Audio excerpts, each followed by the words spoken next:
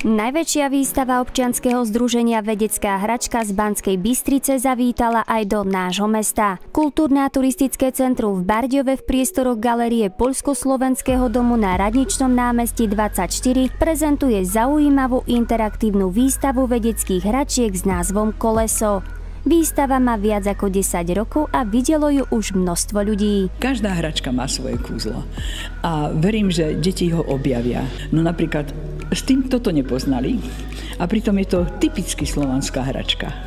Takýto športovec na hrazde. Mne sa najviac toto páči, lebo to prináša energiu, všetko má svoj princíp.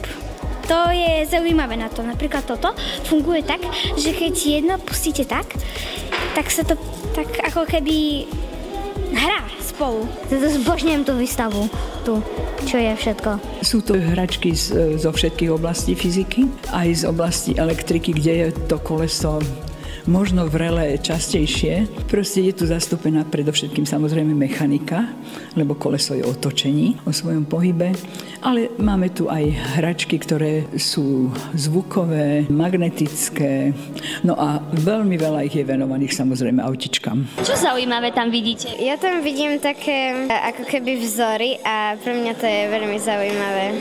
Výstava je zameraná na vzdelávanie a zábavu zároveň. Súčasťou výstavy sú aj informačné panely, ktoré priblížia históriu kolesa, jeho význam vo vesmíre, prírode, technike, vede, múzeách, karikatúrach, vtipoch, športe, zábave, optických klamoch a vynálezoch.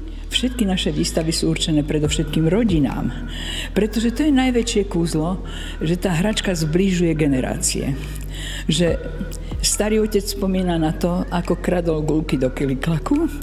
Táto spomína na to, že aj ja som sa s tým hrával a ten malý to nevidel, hoci napríklad v niektorých obchodoch to je dostať.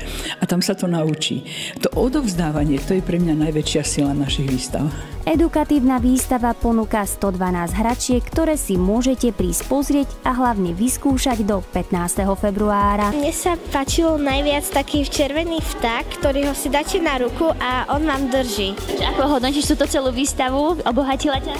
Áno, veľmi a určite sa tu vrátim.